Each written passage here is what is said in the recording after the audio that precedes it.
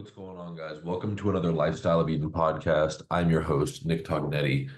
Today, we're going to be speaking about something that affects 1 in 10 women in the United States, and it's endometriosis. But I'm going to speak about it specifically in regards to birth control, right?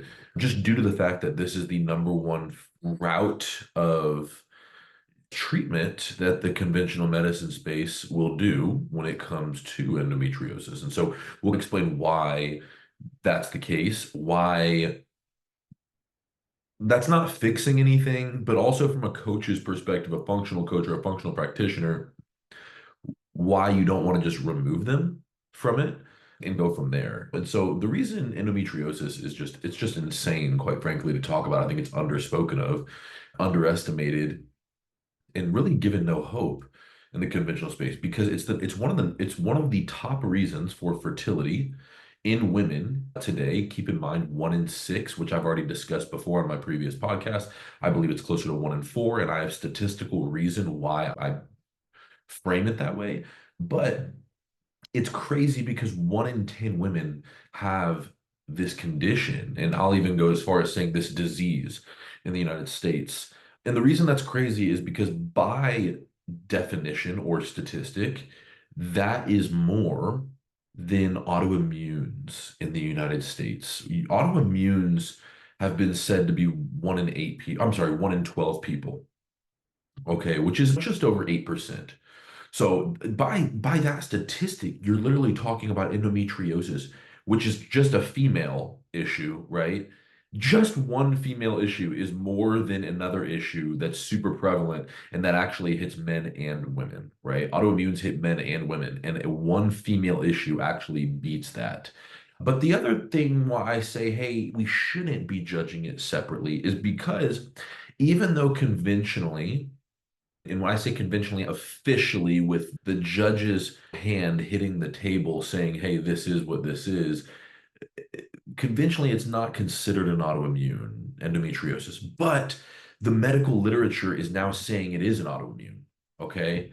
In fact, many doctors today will say, hey, really, it is an autoimmune. We just haven't officially classified it as such, but it's an autoimmune. And if you were to ask my opinion, which I get it, my opinion means nothing. But if you're going to ask my opinion, I'm going to tell you flat out, it is 100% autoimmune. Not only from the standpoint of what's happening, but the way you fix it and the root causes of it. Like it is literally, it's full blown autoimmune.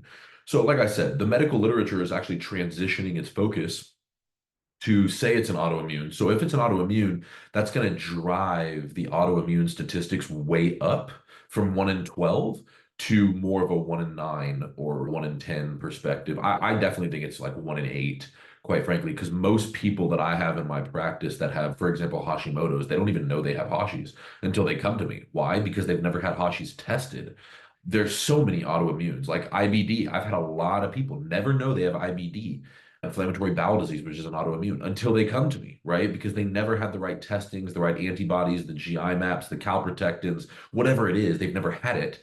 So I think autoimmune, if you were to just get really granular and like test every person like properly, oh gosh, I think 1 in 8 is a generous statement. I think that you could easily be talking 1 in 7. If thyroid is 1 in 7, then to me, autoimmune is that. It's that prevalent. But nevertheless, like I said, let's stick to the topic of endometriosis and birth control. So, real quick, just on endometriosis. So, endometriosis is basically where the endometrial lining that can thicken for pregnancy or like before a woman sheds for her period, things of that nature. Basically, it overgrows, right? It's an overgrowth of endometrial tissue. And a lot of times, this brings not only fertility issues, it brings like extreme pain in women's pelvic floors and pelvic cavities, like crippling pain. You know what I mean? Just like literally debilitating, can't move out of bed or a wheelchair type pain. It also brings radically heavy periods if they have them and a lot of other issues, but it can get so extreme where you can start actually growing tissue in other parts of the body, even as extreme as the brain or even the lungs. And so conventionally, you usually do one of two things. Number one, you either do surgery to remove that excess tissue. The problem with that is you're removing it for a little bit, okay, but keep in mind, it's just going to grow back. That tissue grows every month. Keep that in mind. So, it doesn't really do anything. The second thing is birth control. And so we'll explain first why it's being considered now an autoimmune by most practical professionals that are actually dealing with this or fixing it at that level. And the reason being is it's commonly said that this is an estrogen driven issue. And I disagree. That's not true. Here's the reason why. Yes, is it an endometrial issue, which is estrogen driven? For sure. But that's saying that your estrogen in and of itself is the root and the end all be all. And if it is, then you basically are screwed and have no hope because you have no way to fix it. The only way to fix it then is, well, you're screwed. You're crap out of luck. You're just somebody that has excess estrogen. You're just going to have surgery after surgery or take birth control. But that's the reason why I say it's not true, is because it's not estrogen driven. Your estrogen is a symptom of what the true driver is. The driver is autoimmune or inflammation. It's an inflammatory disease. And when you have excess inflammation, what does the body do? It hyper aromatizes or converts. Aromatization is just another word for converting androgens into estrogen. Okay. So because of your excess inflammation, okay, now that you convert more. So it's why I like really fat people, like fat guys, they get boobs. Why?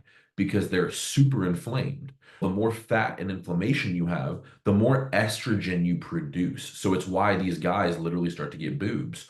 Or when people are heavy and obese or whatever, they start to get a lot of estrogenic symptoms because you're so inflamed. You're converting more androgens into estrogen. So with these women, they're crazy inflamed. Now, there's two components. There's a root and an offspring to this estrogen that we're going to talk about. So I've never seen an endometriosis case that is not a cortisol case, ever. And many people who follow me know I have reversed over and over and over and over again endometriosis. Okay. There's never been a endo case of mine that's not a cortisol case. And so they have excess inflammation coming from that. The second thing that basically every endo case has, I've never had an endo case without this either. In fact, doctors also will tell you this. I've personally had doctors tell me this, is that there is never an endo case without a gut issue. And the reason that's a problem is because not only are you excessively converting into more estrogen, but now your type 3 detox is off to where you're not able to kick estrogen out of the body because of your gut issue and liver. And therefore, now not only are you aromatizing extra estrogen, but now that estrogen is backing up because it can't even leave the body. So old estrogen is staying there and new estrogen is daily getting converted or aromatized. So you have all these issues, right? So then what happens? A doctor who, keep in mind, like me and my wife were just talking about this the other day, is that people bash the conventional space. And people might think that I've bashed the conventional space. Yes and no. You know what I mean? Like when it comes to just telling you the truth and being humble and wanting to learn and really fix things at the root, yeah, no, I think the conventional space does a horrible job at that.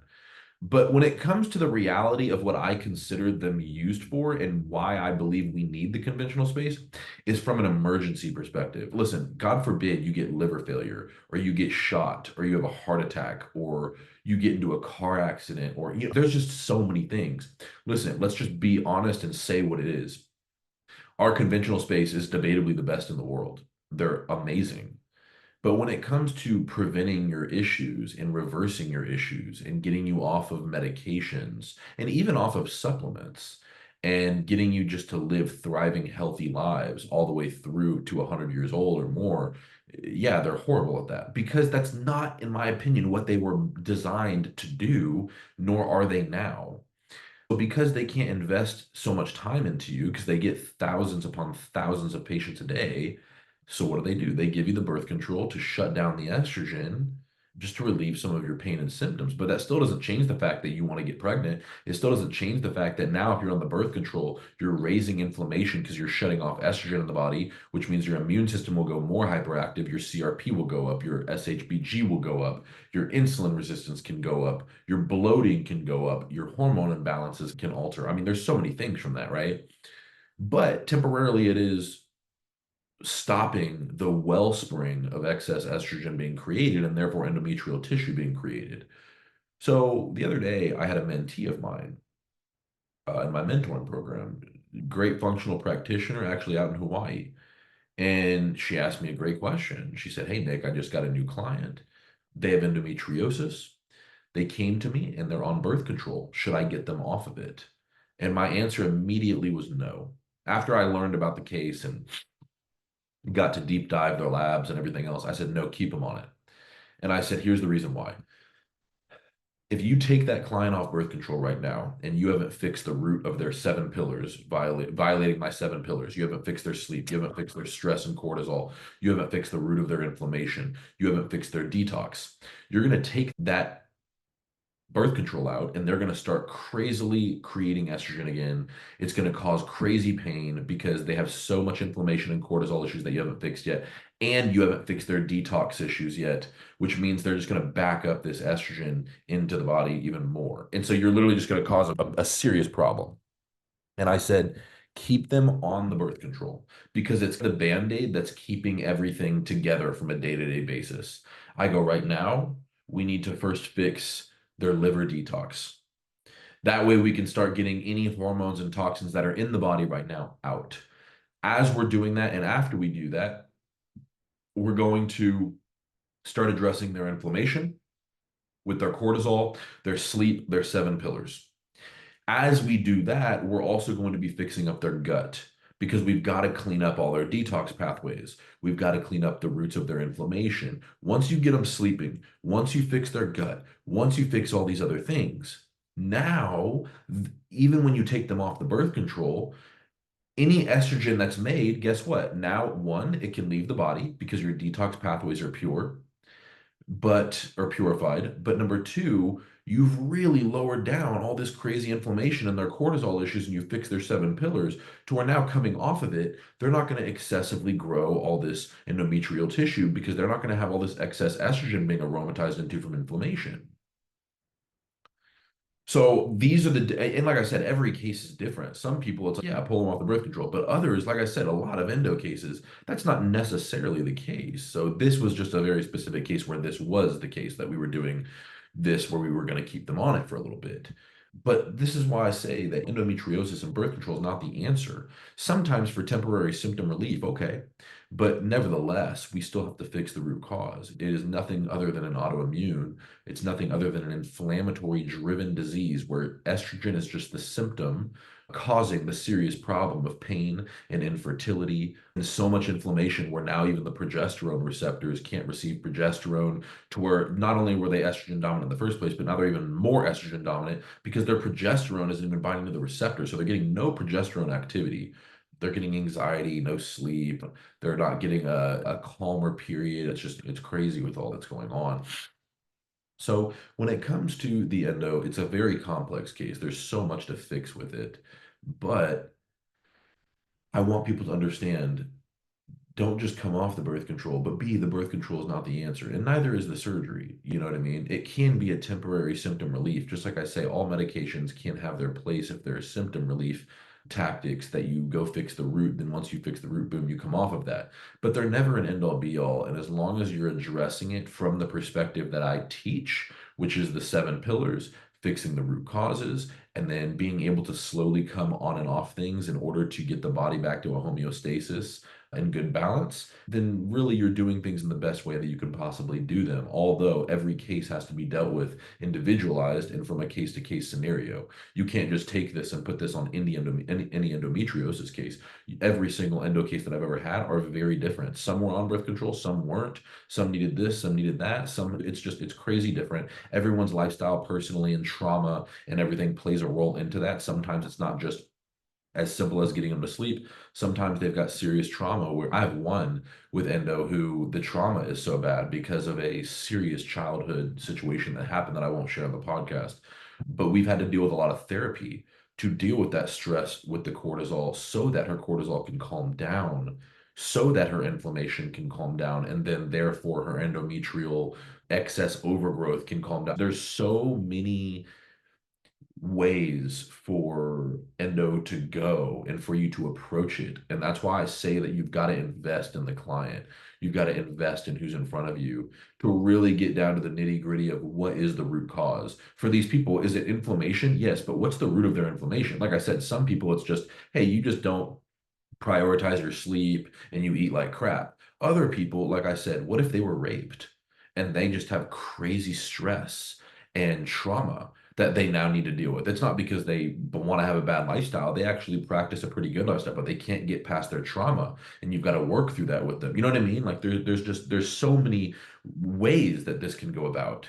And that's why I teach therapy to my mentees and how to do therapy and how to do counseling for your clients because this is where I started seeing the crazy fruit about a year and a half ago. I started adding therapy as a pastor and a doctor in the faith. I started implementing the work that I've done in ministry into my business and doing that therapy. And it just started, it was the oldest, that was actually the thing that started changing people's lives, that nothing else would change it. No protocols, no this, no that. And only the therapy is what changed it. This is something major that I think that you have to do when it comes to dealing with the endometriosis. So I hope that this helps, gives a little bit of clarity on endometriosis, a little bit of what it is and the role that birth control plays in it, why it's used, how we should go about it or think about it or approach it and go from there. Stay tuned for the next episode.